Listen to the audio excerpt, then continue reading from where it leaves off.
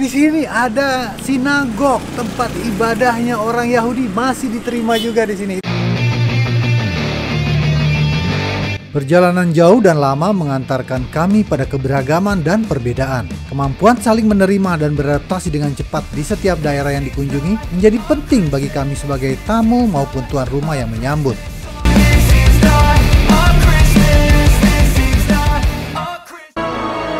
Halo, saya Bang Den. Saya Kak Beda. Kami pasangan suami istri yang sedang keliling Indonesia dengan mobil. Lebih 6 tahun hidup di jalan, menikmati keindahan alam dan kebaikan hati bangsa ini. Perjalanan tanpa batas waktu, ke tempat-tempat tanpa batas, ke mana saja.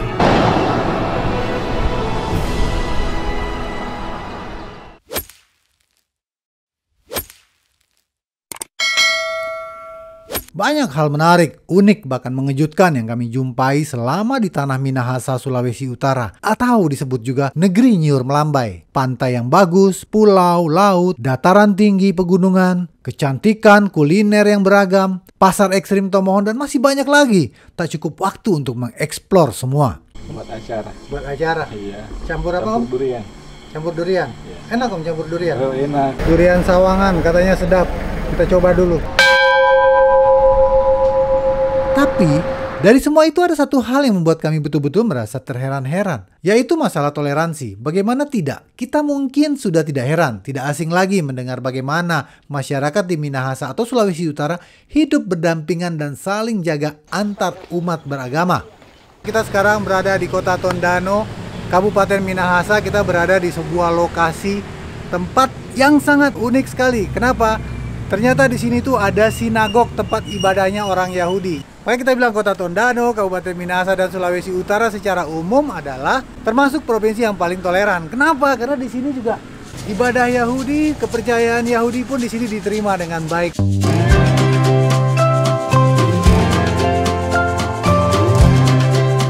Namanya Sinagog Syar Hasamaim. Meski sudah berdiri sejak tahun 2004, tapi baru diresmikan oleh Bupati Minahasa, Bapak Insinyur Royke Octavian Roring pada 23 Desember 2019, di mana penganutnya merasa aman untuk melakukan ibadah secara terbuka di sini.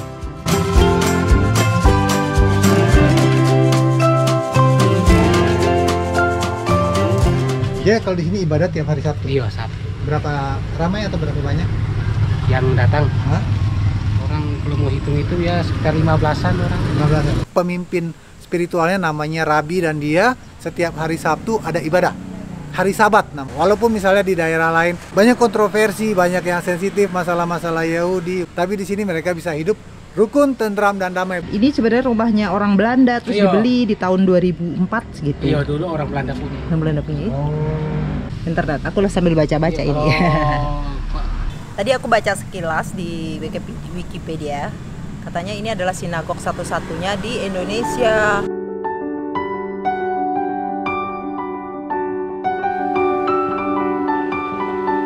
Jadi di kawasan sinagog ini, kawasan tempat ibadahnya Yahudi ini, itu ada 3 bangunan. Yang pertama ini tempat ibadahnya nih yang paling besar, utama. Terus di sana ada museumnya. Museum itu yang menceritakan tentang sejarahnya dan sebagainya. Cuma lagi diperbaiki dan renovasi.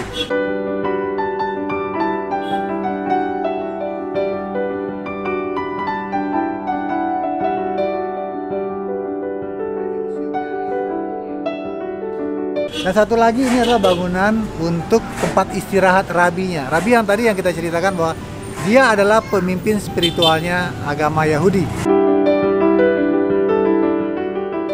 Sinagog ini selain sebagai sarana ibadah juga menjadi objek wisata religi di Minahasa. Karena bangunan tersebut merupakan bangunan sinagog satu-satunya di Indonesia. Ayo kita lihat dalamnya seperti apa. Sekarang kita lihat ruang ibadahnya.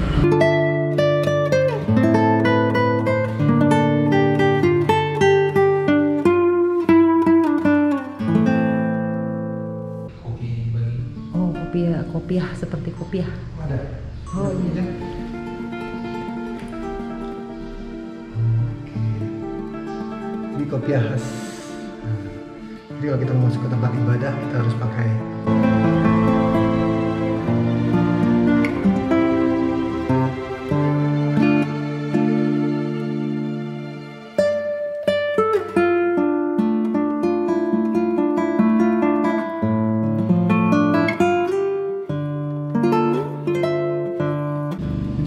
ini Om, kita boleh diizinkan masuk. Nih, tapi ya kita buka dulu karena kita sudah mau keluar.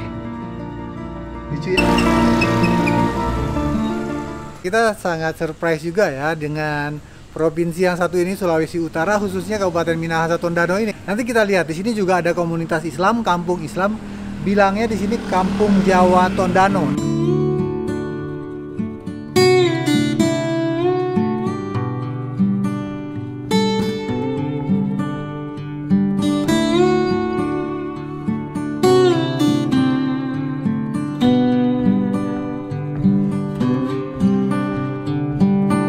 Sampai ini masjidnya di Jawa Tondano ya. Nah, ini Kampung Jawa Tondano. Kampung Jawa Tondano. Kalau tadi kita ada di tempat ibadahnya orang Yahudi, sekarang kita ada di tempat ibadahnya Muslim, yaitu masjid. Ini namanya Masjid Al-Falah Kiai Mojo di Kampung Jawa Tondano.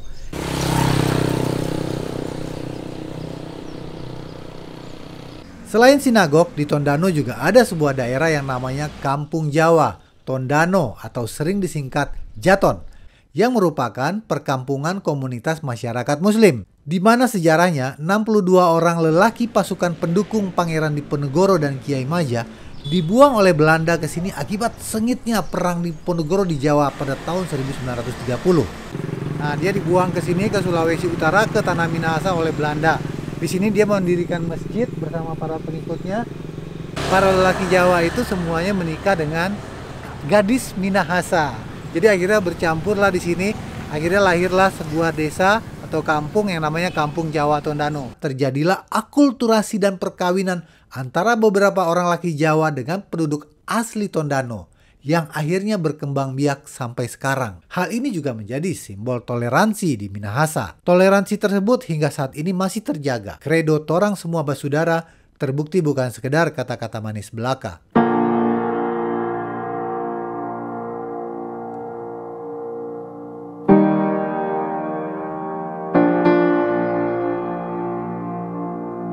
Umumnya Muslim, nah, jadi ini kampung Muslim dan mereka bisa hidup berdampingan sampai sekarang. Kiai Mojonya sendiri sampai meninggalnya ada di sini. Adaptasi yang mulus antara masyarakat kampung Jawa di Tondano dengan kelompok masyarakat mayoritas menjadi kunci terhindarnya daerah itu dari konflik agama, yaitu peristiwa berdarah di Poso, Sulawesi Tengah awal dekade 2000-an. Sehingga tidak menjalar ke Minahasa. Lagi pula, pola pikir masyarakat Tondano yang telah terdidik di berbagai lembaga pendidikan yang tersebar di kabupaten itu, maupun di Tomohon, kota madya yang menyandang status kota pendidikan. Kampung Jawa Tondano adalah simbol toleransi di Sulawesi Utara. Seperti yang pernah disampaikan oleh Sam Ratulangi, falsafah hidup orang Sulawesi Utara itu sitou timau tumau tou. Artinya manusia hidup untuk memanusiakan dan menjadi berkat sesamanya.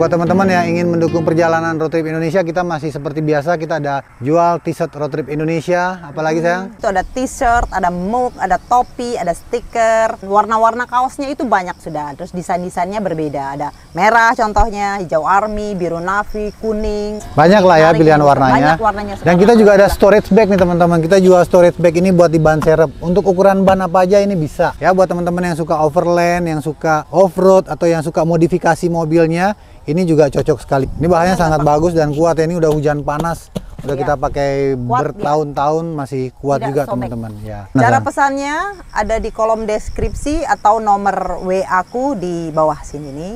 Nih.